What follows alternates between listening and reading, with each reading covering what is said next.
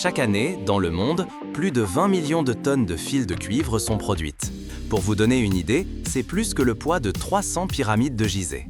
Mais comment ce métal, qui commence son voyage sous forme de plaques gigantesques et lourdes, se transforme-t-il en fils fins et flexibles qui alimentent notre monde, qui courent dans les murs de nos maisons et donnent vie à nos appareils électroniques? C'est l'histoire d'une transformation épique, un voyage qui commence par une force brute et se termine par une précision microscopique.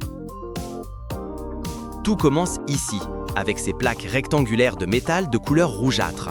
Ne vous laissez pas tromper par leur apparence simple. C'est une cathode de cuivre, le point de départ pour presque tous les fils de cuivre de la planète. Chaque plaque a une épaisseur de plusieurs centimètres et peut peser des centaines de kilogrammes. Dans certains cas, le poids d'un seul lot de cathodes peut atteindre 3376 kg.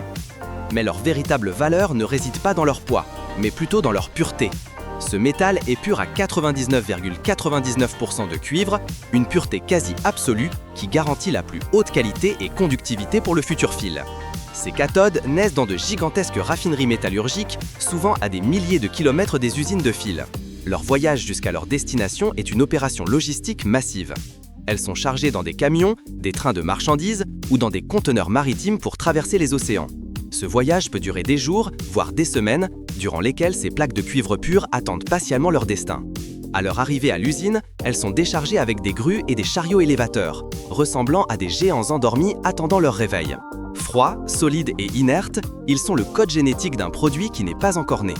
Mais pour que ces géants de métal deviennent les conducteurs d'énergie que nous connaissons, ils doivent d'abord affronter le feu, une chaleur si intense qui transforme la nature même du métal. La prochaine étape est le cœur de l'usine, un lieu de chaleur extrême et de puissance écrasante, le four de fusion. C'est un véritable colosse industriel avec des parois épaisses capables de supporter des températures qui défient l'imagination. Dès que les cathodes de cuivre sont chargées à l'intérieur et que les portes massives se ferment, l'étape la plus chaude et la plus spectaculaire commence. La température à l'intérieur du four dépasse les 1000 degrés Celsius. Pour se donner une idée, c'est 10 fois plus chaud que le four domestique le plus puissant qui dépasse rarement les 250 degrés. Ici règne un véritable enfer métallurgique. Progressivement, le cuivre solide commence à chauffer, sa structure moléculaire vibre et, finalement, cède à la chaleur implacable. Les plaques massives et lourdes se transforment en un liquide brillant et incandescent, une masse fluide qui ressemble à de la lave volcanique ou à du verre doré fondu. Des courants de cuivre liquide se déplacent à l'intérieur du four, changeant de couleur, du rouge à l'orange et même au blanc, un spectacle d'une beauté primordiale et dangereuse. À ce moment, le contrôle est absolu. Les ingénieurs surveillent constamment la température, la pression et la pureté de l'atmosphère dans le four. Si nécessaire, ils ajoutent des substances spéciales, appelées fondants, qui aident à éliminer les dernières impuretés résiduelles en les séparant sous forme de scories. Chaque seconde est cruciale pour garantir que le cuivre maintienne sa pureté quasi parfaite. Lorsque toute la masse de cuivre atteint un épat parfaitement homogène, elle est prête pour la phase suivante. De cette lave de cuivre incandescente naîtra le fil qui un jour conduira l'électricité dans votre maison ou dans une centrale électrique. Le cuivre liquide, purifié et à une température extrême, est maintenant versé du four avec une précision contrôlée. Il s'écoule comme une rivière de feu dans des moules spéciaux où il commencera à se solidifier et à prendre sa première forme brute. Le résultat de ce processus est la formation de barres de cuivre épaisses et massives, connues dans l'industrie sous le nom d'alembrons ou de barres. Chacune de ces barres peut peser plusieurs centaines de kilogrammes et avoir l'épaisseur d'un poignet humain. Ce sont des cylindres de métal denses et lourds, brillant encore de la chaleur résiduelle de leur création. Ce n'est pas encore le fil que nous connaissons, ce n'est que sa phase embryonnaire, une promesse de ce qui est à venir. Ces robustes cylindres de cuivre sont le matériau de base, la matière première qui subira la plus dramatique des transformations. Ils sont la preuve que pour créer quelque chose de fin et flexible, il faut d'abord commencer par quelque chose de massif et incroyablement solide. Maintenant, cette barre épaisse, qui a à peine refroidi, est prête pour la prochaine étape. La véritable barre épaisse, qui a à peine refroidi, la véritable magie de l'ingénierie commence lorsque cette masse de métal est forcée de s'étirer, de s'affiner à une vitesse vertigineuse. Nous abordons maintenant la phase la plus dynamique et la plus impressionnante de tout le processus, le tréfilage. L'épaisse barre de cuivre est alimentée dans une machine colossale, un train de tréfilage, qui la tirera et l'étirera avec une force et une vitesse incroyables. La technologie ici est à la fois simple dans son concept et géniale dans son exécution. La barre est forcée de passer à travers une série d'orifices, appelées filières, chacun avec un diamètre légèrement inférieur au précédent. Ce processus se répète continuellement. La barre passe par 20 à 30 filières différentes dans une séquence rapide. À chaque passage, le cuivre est comprimé et allongé. Son épaisseur diminue tandis que sa longueur augmente exponentiellement. Ce qui a commencé comme une barre de l'épaisseur d'un poignet, en quelques secondes se transforme en un fil de moins d'1 millimètre de diamètre. Mais la partie la plus étonnante est la vitesse à laquelle tout cela se produit. Les machines de tréfilage modernes sont capables de tirer le fil à des vitesses atteignant 83 000 mètres par minute. C'est une vitesse si élevée que l'œil humain peut à peine suivre le mouvement. La friction générée par ce passage à grande vitesse à travers les filières chauffe le fil de cuivre jusqu'à ce qu'il devienne incandescent, brillant d'une teinte rouge cerise. Le son dans l'usine est assourdissant, un bourdonnement constant de métal étant forcé de se modeler et de se transformer. C'est une danse de précision et de puissance, où l'ingénierie contraint le métal à obéir à ses lois. Cependant, ce fil, maintenant incroyablement long et fin, mais aussi extrêmement chaud, est vulnérable. Pour qu'il acquiert sa résistance et sa flexibilité finale, il doit être trempé instantanément, un baptême d'eau qui scellera ses nouvelles propriétés pour toujours. Dès que le fil incandescent sort de la dernière filière, se déplaçant à une vitesse vertigineuse, il entre immédiatement dans la zone de refroidissement. De puissants jets d'eau froide sont projetés directement sur le fil chaud. Le choc thermique est instantané et violent. On entend un sifflement aigu et des nuages de vapeur explosent dans l'air au moment où l'eau touche le métal à des centaines de degrés. Ce processus, connu sous le nom de trempe, est crucial. Il refroidit le cuivre en quelques fractions de secondes, fixant sa structure moléculaire et lui conférant la combinaison parfaite de résistance et de ductilité, les propriétés qui en font un conducteur électrique idéal. L'eau qui s'évapore crée une brume dense autour de la ligne de production, un scénario presque surréaliste de métal, d'eau et de vapeur. Une fois refroidi, le fil, maintenant fort et flexible, continue son parcours à grande vitesse. Au bout de la ligne, l'attend un système d'enroulement entièrement automatisé. Le fil est guidé avec précision vers des bobines géantes avec un diamètre pouvant atteindre plusieurs mètres. Ces bobines ressemblent à d'énormes bobines de fil, mais au lieu de laine, elles contiennent du cuivre pur et brillant. Le processus d'enroulement est un spectacle d'ordre et de précision. Le fil est enroulé en couches parfaites, sans un seul nœud ni chevauchement, garantissant qu'il peut être facilement déroulé à l'étape suivante. Une seule de ces bobines peut contenir des kilomètres de fil. Pour avoir une idée plus claire, la longueur du fil sur une seule bobine serait suffisante pour faire le tour d'un terrain de football plus de 60 fois. Ces énormes bobines, pesant plusieurs tonnes, sont ensuite manipulées avec soin et préparées pour le transport. Nous avons maintenant un fil de cuivre pur, fort et parfaitement enroulé. Cependant, sous sa forme nue, il est un conducteur parfait mais aussi un danger mortel pour quiconque le toucherait. Avant de pouvoir être utilisé en toute sécurité, il a besoin d'une dernière couche protectrice, une peau qui l'isolera du monde extérieur. La phase finale de la transformation a lieu sur une ligne de production tout aussi avancée, mais avec un objectif différent. Non pas mouler le métal, mais plutôt le revêtir.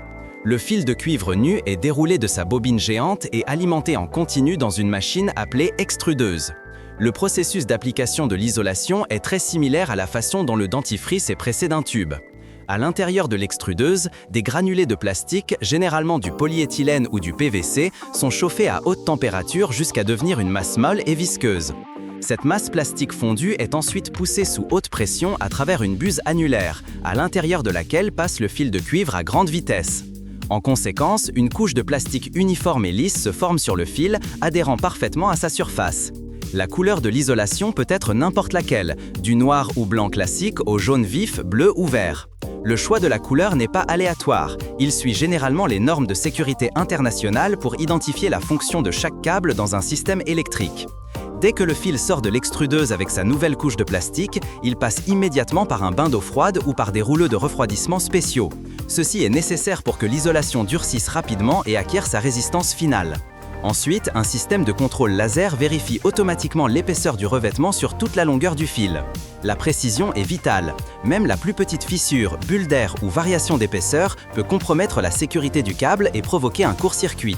Toute section ne respectant pas les normes de qualité rigoureuses est immédiatement identifiée et retirée. Le fil isolé et fini est ensuite enroulé à nouveau sur des bobines ou des rouleaux de taille plus commerciale, prêts à être expédiés vers des entrepôts, des magasins ou directement aux clients. C'est ainsi que le fil de cuivre reçoit sa couche protectrice finale, le rendant sûr et pratique pour une utilisation dans tout appareil électrique, d'une simple ampoule dans un appartement à des installations industrielles complexes. Le cycle est presque complet. Saviez-vous qu'avec seulement 1 kg de cuivre, il est possible de fabriquer environ 40 mètres de fil électrique standard? Son incroyable ductilité permet qu'il soit étiré en fil extrêmement fin sans se rompre. Grâce à sa flexibilité et à son excellente conductivité, le fil de cuivre n'est pas seulement utilisé pour l'électricité. Il est également un composant essentiel dans les cordes d'instruments de musique tels que les guitares et les pianos, contribuant à leur son riche et vibrant. De plus, bien que nous parlions de fil fin, la matière première originale, la cathode de cuivre, peut peser plus qu'un ours brun adulte, démontrant l'incroyable transformation de la masse en longueur. Ainsi, les 20 millions de tonnes de cuivre, pesant l'équivalent de 300 pyramides, sont annuellement transformées en fils fins et flexibles. Ce qui commence comme de massives plaques de métal, forgées au cœur d'un feu à plus de 1000 degrés Celsius, devient les artères invisibles qui alimentent notre civilisation. Elles circulent dans les murs de nos maisons, à l'intérieur de nos téléphones portables, dans les moteurs de nos voitures et dans les vastes réseaux qui illuminent nos villes. Chaque fois que vous allumez une lumière, vous touchez la fin d'un voyage épique. Un voyage qui a commencé dans le rugissement assourdissant d'un four industriel et s'est achevé par le silence efficace du courant électrique, une preuve silencieuse du pouvoir du métal et du génie de l'ingénierie humain. Qu'arrive-t-il à un avion après son dernier vol ? Cela pourrait vous surprendre, mais ces moteurs peuvent valoir jusqu'à 30 millions de dollars, soit plus que l'avion entier. Et ces sièges de première classe peuvent se retrouver dans la salle de cinéma de quelqu'un. Ceci est l'histoire de la façon dont une merveille d'ingénierie, au lieu de devenir de la ferraille, se transforme en un trésor de pièces de valeur, entamant une nouvelle et surprenante vie sur Terre. Tout commence par une décision inévitable, la mise hors service. Un avion commercial opère, en moyenne, pendant 20 à 30 ans. Avec le temps, le métal dont il est fait commence à souffrir d'un phénomène appelé fatigue du métal.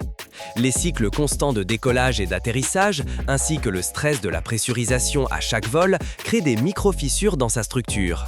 Les ingénieurs peuvent détecter ces dommages et il arrive un point où continuer à voler devient dangereux.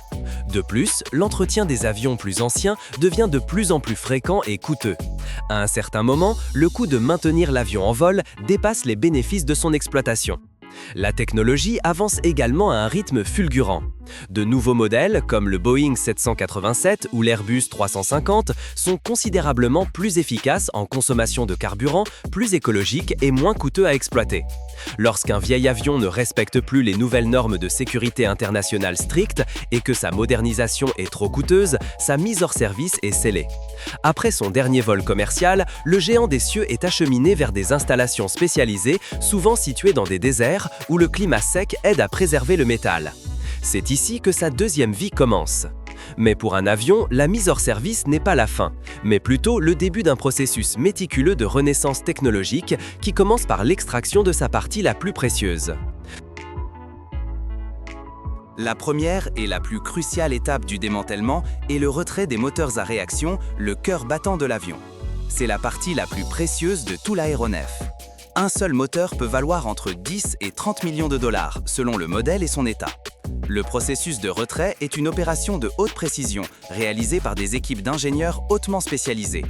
Avec une expertise quasi chirurgicale, il commence par désactiver tous les systèmes de carburant, hydraulique et de lubrification, vidange tout liquide restant afin d'éviter les risques d'incendie.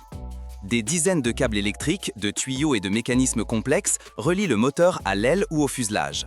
Étape par étape, chacune de ces connexions est soigneusement déconnectée et étiquetée pour faciliter un éventuel remontage futur.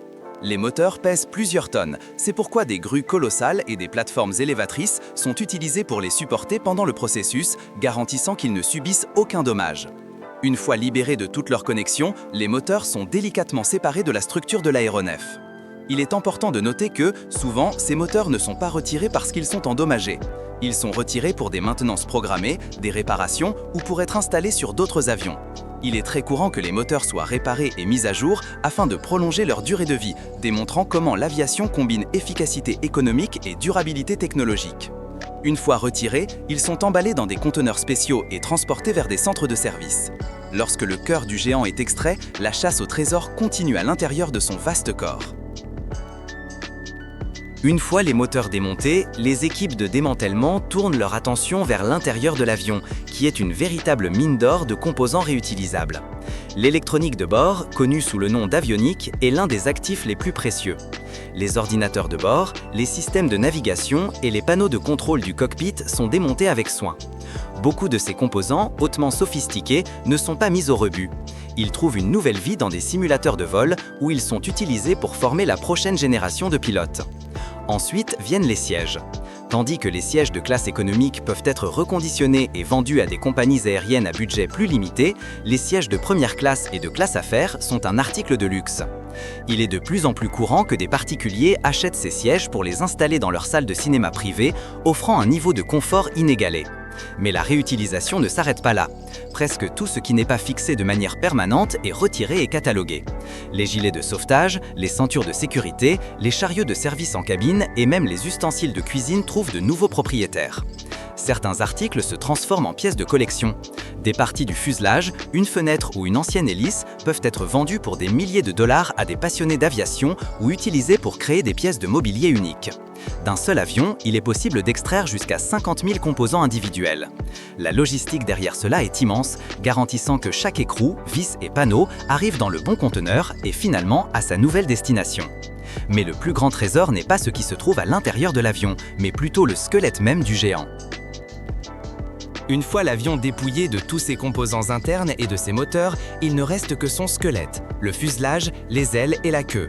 Cette structure massive est majoritairement composée d'alliages d'aluminium de haute qualité, un matériau léger mais incroyablement résistant, conçu pour supporter les conditions extrêmes du vol.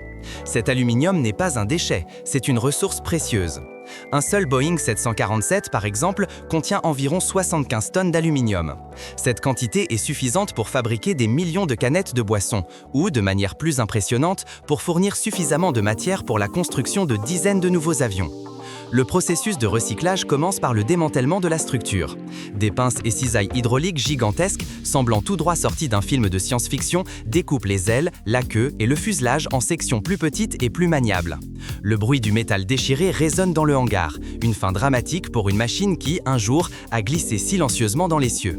Ces sections sont ensuite traitées pour séparer l'aluminium des autres matériaux tels que les câbles, l'isolation et les plastiques. L'aluminium purifié est ensuite compacté en balles et transporté vers des fonderies où il sera fondu et transformé en nouveaux alliages.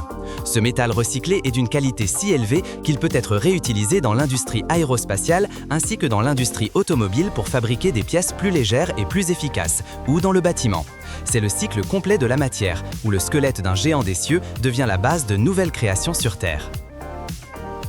Cependant, le démantèlement d'un avion ne se limite pas seulement à récupérer des pièces précieuses. C'est aussi un processus crucial de gestion des matières dangereuses. Tout au long de sa vie utile, un avion accumule une variété de substances qui, si elles ne sont pas manipulées correctement, peuvent être extrêmement nocives pour l'environnement. Des restes de carburant dans les réservoirs, des fluides hydrauliques dans les systèmes de contrôle, des liquides de refroidissement et des batteries de haute capacité n'en sont que quelques exemples. Des équipes spécialisées, vêtues de combinaisons de protection, sont chargées de drainer et de collecter tous ces liquides en toute sécurité. Chaque substance est stockée dans des conteneurs spéciaux, dûment étiquetés, afin de garantir l'absence de fuite ou de contamination du sol. Le processus est régi par des normes environnementales extrêmement rigoureuses. Les équipes de contrôle environnemental veillent à ce que chaque étape respecte la législation, de la collecte au transport et à l'élimination finale dans des installations agréées. C'est un travail méticuleux et invisible pour la plupart, mais absolument essentiel pour garantir que la fin de vie d'un avion ne devienne pas le début d'un problème écologique. La sécurité et la responsabilité sont les maîtres mots de cette phase, garantissant que l'héritage de chaque avion soit celui de l'innovation et du service et non celui de la pollution. Saviez-vous que les avions cargo ont souvent une durée de vie plus longue que ceux de passagers ? Comme ils n'ont pas les mêmes exigences de pressurisation constante et de confort et effectuent moins de cycles de décollage et d'atterrissage, leur structure subit moins de fatigue. De plus, le nez d'un avion décommissionné ou une ancienne hélice peuvent devenir des pièces d'art ou de collection, se vendant des milliers de dollars.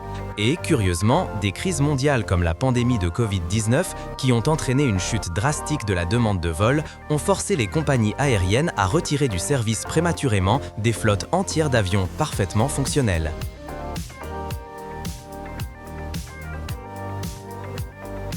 Et ainsi, l'avion qui a terminé sa vie dans les cieux ne représente pas une fin, mais plutôt un nouveau commencement.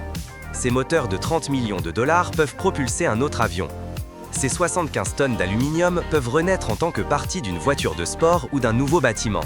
Son électronique peut former le prochain pilote qui nous emmènera aux étoiles. C'est un cycle infini de technologie et de durabilité où chaque composant conçu pour conquérir les cieux trouve sa place sur Terre. Cela prouve que, pour les grandes créations de l'ingénierie, il n'y a pas de fin de parcours. Il n'y a qu'une nouvelle destination, une nouvelle mission.